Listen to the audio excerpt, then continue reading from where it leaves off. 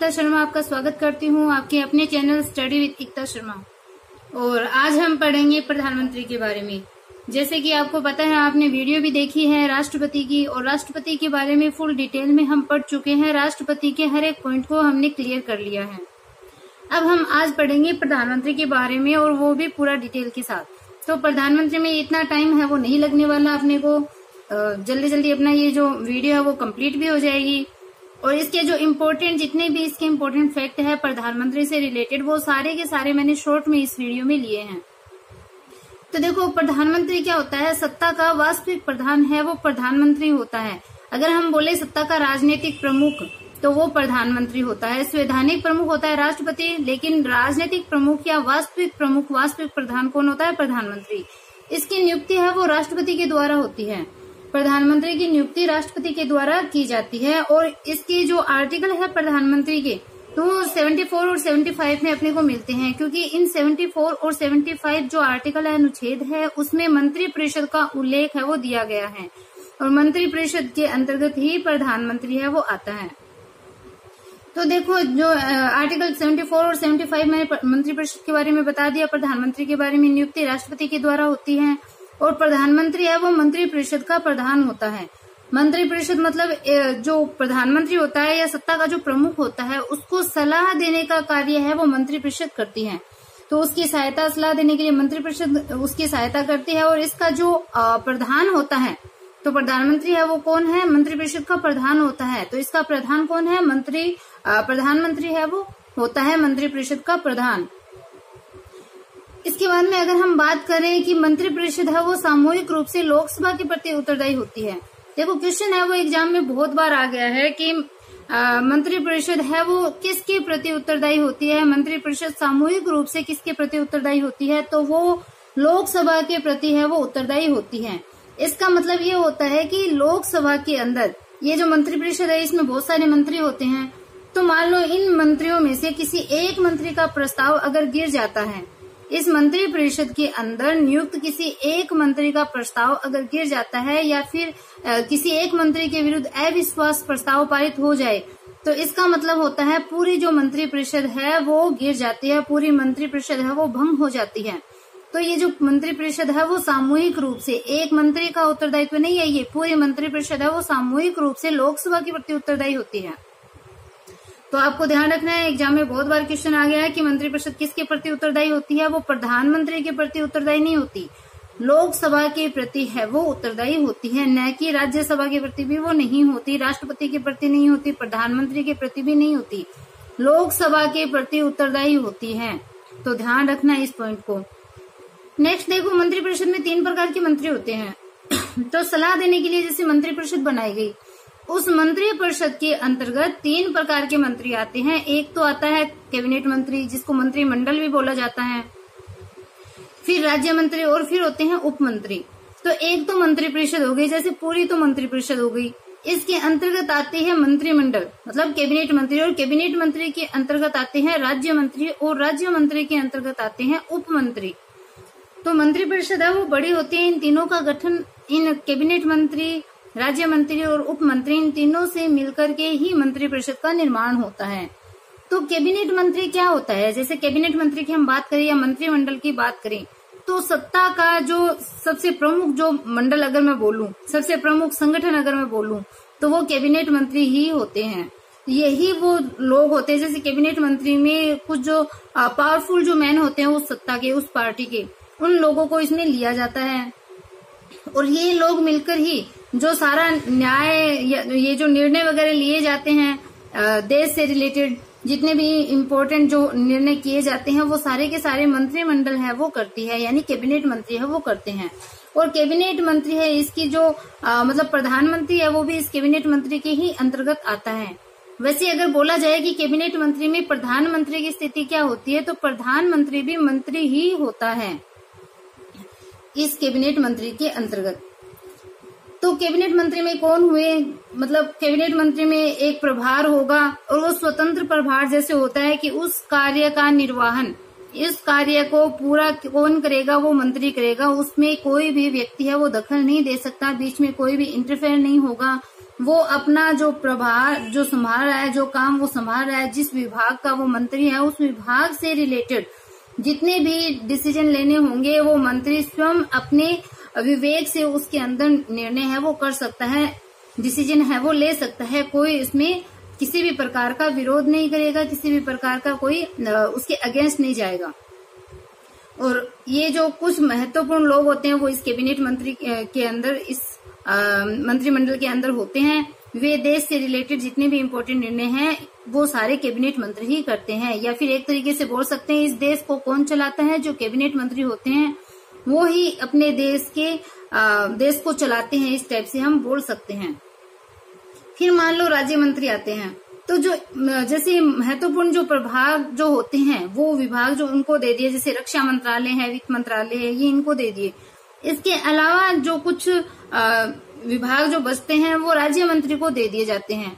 अब राज्य मंत्री है वो कैबिनेट मंत्रियों की हेल्प करते हैं, लेकिन कुछ राज्य मंत्री ऐसे भी होते हैं जिनको कोई विभाग है वो स्वतंत्र रूप से उनको प्रदान कर दिया जाता है।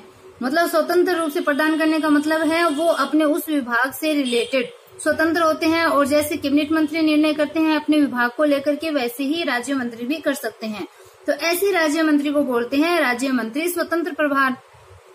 और बाकी जो राज्य मंत्री होते हैं वो कैबिनेट मंत्री की हेल्प करते हैं। अब देखो कैबिनेट मंत्री की जो बैठक होती है उसमें राज्य मंत्री है वो भाग नहीं लेंगे, और कब तक नहीं लेंगे, जब तक कि कैबिनेट मंत्री उनको आमंत्रित नहीं करेगा। मतलब अगर मंत्रिमंडल है या कैबिनेट मंत्री है वो अगर राज्य मंत्री को अगर इनवाइट करते हैं, अगर निमंत्रण उनको देते हैं, आमंत्रण देते हैं, तो राज्य मंत्री उस बैठक में जाएगा।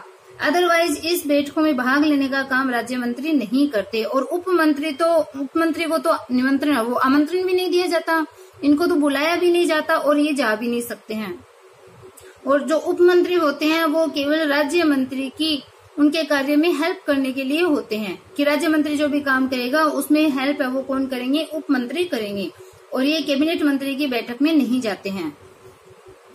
इसके बाद में अगर हम बात करें तो देखो मंत्री है वो किसी भी सदन का सदस्य हो सकता है। मान लो कोई मंत्री है, मंत्रिमंडल में है, राज्य मंत्री हो या फिर उप मंत्री हो, तो कोई भी मंत्री हो वो मंत्री किसी भी सदन का सदस्य है वो हो सकता है। किसी भी सदन मतलब लोकसभा का भी सदस्य हो सकता है, राज्यसभा का भी हो सकता है, वो कोई भी बैठक में भाग ले सकता है, चाहे लोकसभा की हो या राज्यसभा की हो, कौन, मंत्री। लेकिन मतदान किस सदन में करेगा, जिसका वो सदस्य होता है, मतदान उसी सदन में जिसका वो सदस्य है। मतलब अगर लोकसभा का सदस्य है तो मतदान लोकसभा में ही करेगा। हाँ, वो बैठक में भाग ले सकता है, राज्यसभा की अगर बैठक हो रही है तो भी वो उसमें भाग ले सकता है। और देखो अगर वो किसी सदन का सदस्य नहीं है, क्वेश्चन आता है एग्जाम में कि क्या किसी सदन का सदस्य बिना बने कोई व्यक्ति मंत्री बन सकता है, तो हाँ डेफिनेटली वो मंत्री बन सकता है। अधिकतम कितने टाइम तक रह सकता है, 6 महीने तक। लेकिन 6 महीने के अंदर अंदर किसी सदन का सदस्य बनना आवश्यक होता है, अन्यथा पद है वो समाप्त हो जाता है। तो देखो अगर कोई सदन का सदस्य वो नहीं है तो 6 माह में सदस्य बनना आवश्यक है, अन्यथा पद वो समाप्त हो जाता है। तो एक मंत्री बिना सदन का सदस्य बने अधिकतम 6 माह तक मंत्री पद पर रह सकता है, और बिना सदन का सदस्य हुए भी वो मंत्री पद को ग्रहण कर सकता है, लेकिन अधिकतम अवधि होती है 6 माह। 6 माह के अंदर अंदर उसको सदन की सदस्यता ग्रहण करनी आवश्यक होती है। अब इन सदस्यों को शपथ है वो राष्ट्रपति दिलाता है, और ये जो सदस्य है वो राष्ट्रपति के प्रसाद पर्यंत अपने पद पर रहते हैं, ये चीज जरूरी होती है। तो इसके बाद अगर हम बात करें मंत्रिमंडल की, क्योंकि मंत्रिमंडल की हमने अभी बात करी थी, कैबिनेट मंत्री है वो मंत्रिमंडल, कैबिनेट मंत्री एक ही बात है, सबसे इम्पोर्टेंट ये मंडल होता है।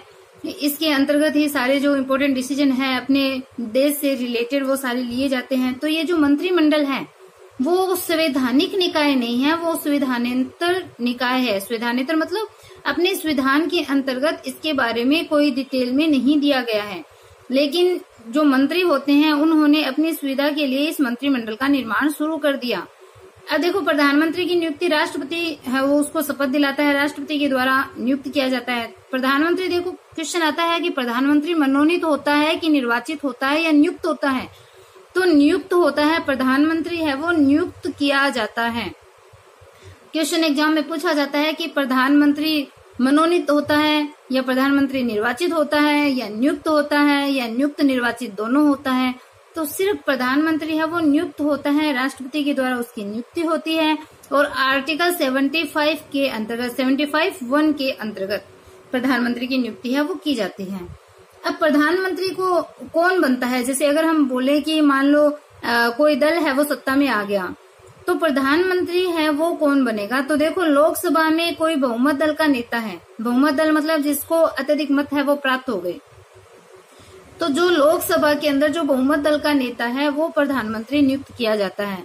या फिर मान लो किसी को बहुमत मिला ही नहीं, कोई ऐसा दल है जिसको बहुमत नहीं मिला किसी भी दल को, तो क्या होता है कि जो सबसे बड़ा दल होता है या गठबंधन का जो सबसे बड़ा दल होता है, गठबंधन की सरकार बनती है तो गठबंधन में जो सबसे बड़ा दल होता है उसके नेता को प्रधानमंत्री है वो नियुक्त कर दिया जाता है।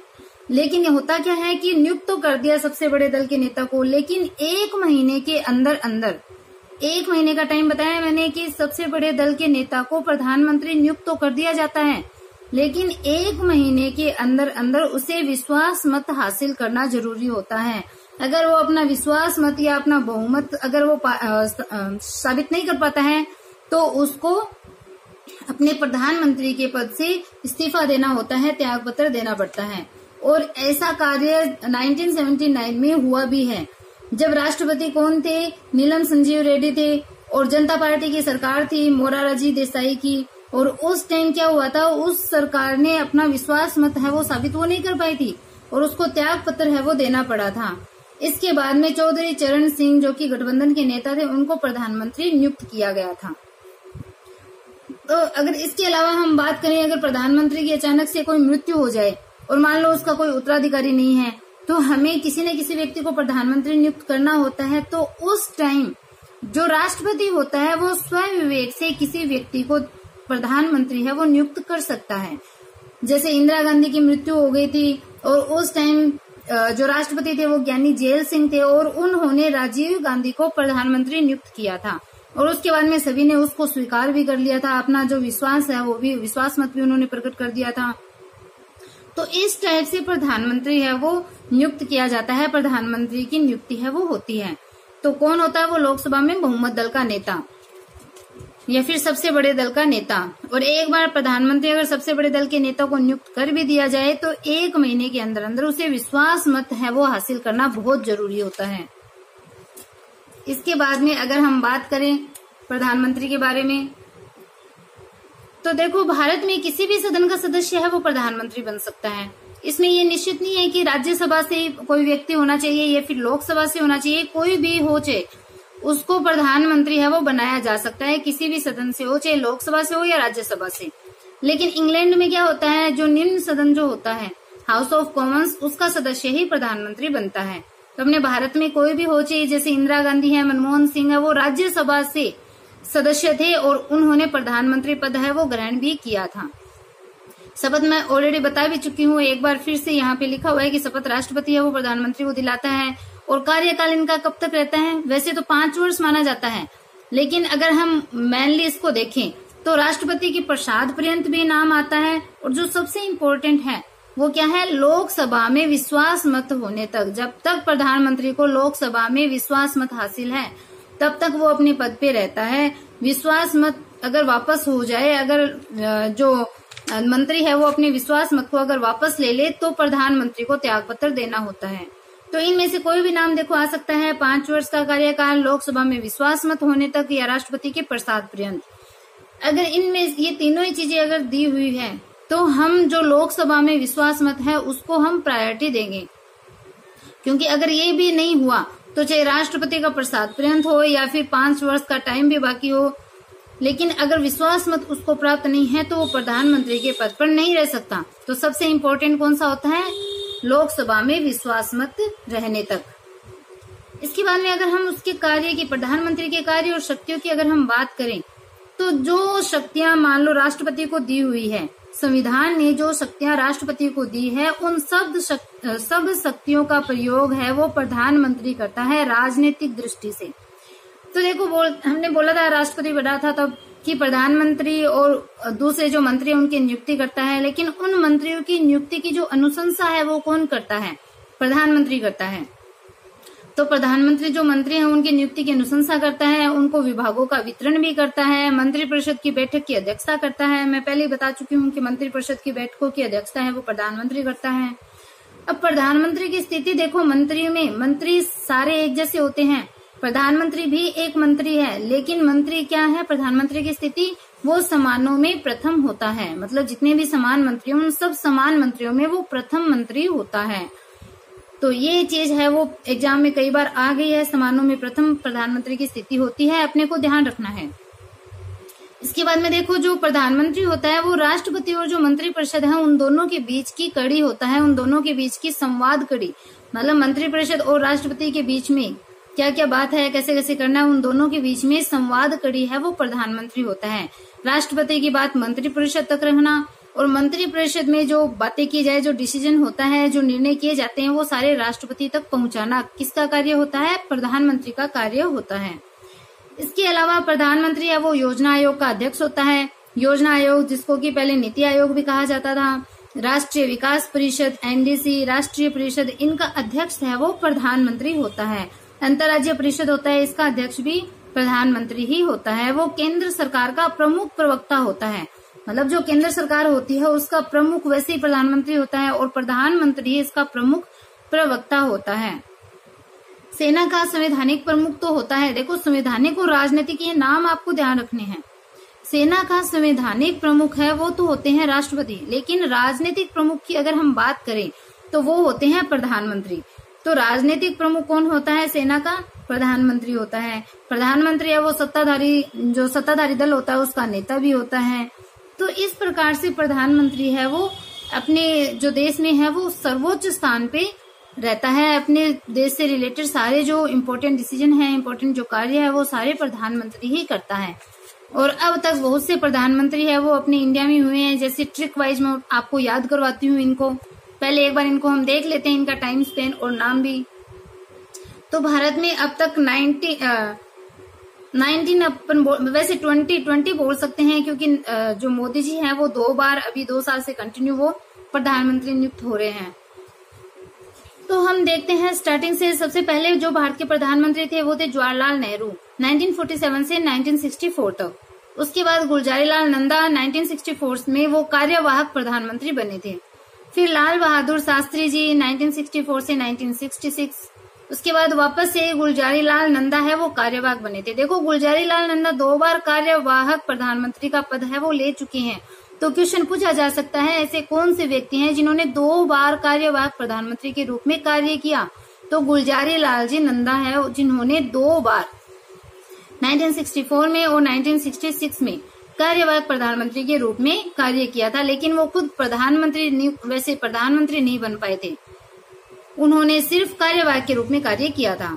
इसके बाद इंदिरा गांधी 1966 से 1977 तक, मोरारजी देसाई 1977 से 1979, चौधरी चरण सिंह 1979 से 1980, फिर इंदिरा गांधी 1980 से 1984, फिर राजीव गांधी 1984 से 1989, विश्वनाथ प्रताप सिंह 1989 से 1990, चंद्रशेखर 1990 से 1991, पीवी नरसिंह राव 1991 से 1996, फिर अटल बिहारी वाजपेयी जी 1996 के अंदर 13 दिन के लिए उन्होंने अपनी सरकार बनाई थी, लेकिन विश्वास मत साबित नहीं कर पाए तो इनको इस्तीफा देना पड़ा।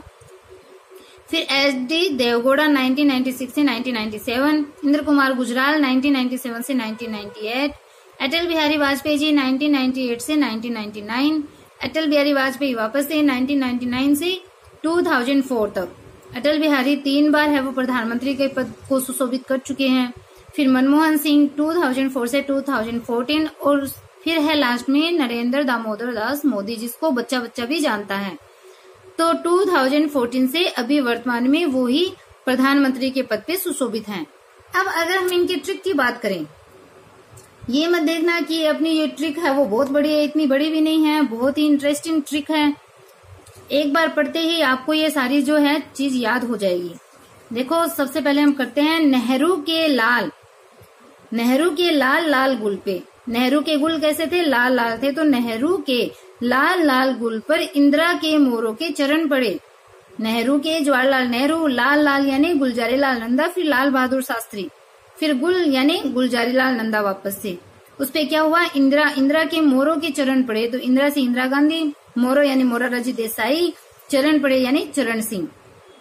तो नेहरू के लाल लाल गुल पर इंदिरा के मोरों के चरण पड़े। फिर क्या हुआ, इंदिरा ने क्या किया, वापस से इंदिरा गांधी आई। इंदिरा ने राजीव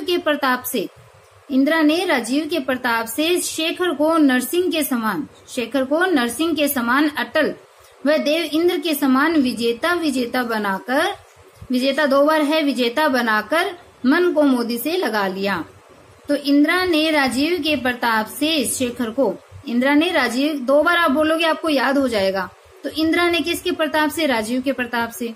देखो, इंदिरा ने राजीव के प्रताप से शेखर को नरसिंह के समान तो अटल बनाया और देव इंद्र के समान विजेता बनाया। नरसिंह आपको पता है भगवान का एक अवतार नरसिंह था, तो वो कितने अटल थे, अडिग थे।